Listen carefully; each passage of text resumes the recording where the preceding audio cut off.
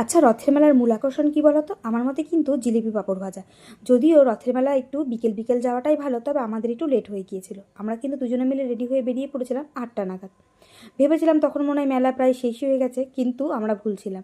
তখনও পর্যন্ত মেলাতে প্রচুর লোক ছিল। আর প্রথমে এসে দেখি এই ছোট্ট ছোট্ট বাচ্চা ছেলেরা কি সুন্দর সুন্দর কতগুলো রথ সাজিয়েছে, সেটাই কিন্তু দেখছিলাম। তারপরে কিন্তু দেখছিলাম এই বড় রথটা। মনে হলো এই রথটা কিন্তু ঘুরে চলে এসেছে, যেহেতু আমরা লেট হয়ে গিয়েছিলাম। তারপরে কিন্তু এই দোকানগুলো ঘুরে দেখছিলাম, যেগুলো কিন্তু আমাদের রাস্তার দুপাশ দিয়ে অনেক দোকান হয়েছিল। আর ছোটোবেলায় কিন্তু এই ভাণ্ডারগুলো আমরা কিনতাম আর সারা বছর ধরে টাকা জমাতাম। তারপর কিন্তু ভেতর সব থেকে বড় রথ চলে এলো। আর এখানে দেখো জগন্নাথ দেব, বলদেব আর সুভদ্রা মহারানীকে কত সুন্দর লাগছে। তো এখানে আমরা রথের রশি টেনেছিলাম, আর এত ভিড় ছিল, ভিড় ঠেলে এগোনোটাই কিন্তু খুব দুষ্কর হয়ে গিয়েছিল। তারপর কিন্তু এর মধ্যে থাকা সমস্ত দোকানপাটগুলো আমরা ঘুরে ঘুরে দেখছিলাম। প্রয়োজনীয় পছন্দ মতো কয়েকটা জিনিস আমি সেখান থেকে কিনেও ছিলাম। খুব ভালো লাগছিল, প্রচুর মানুষের সমাগম ছিল, প্রচুর দোকানপাটও বসেছিল।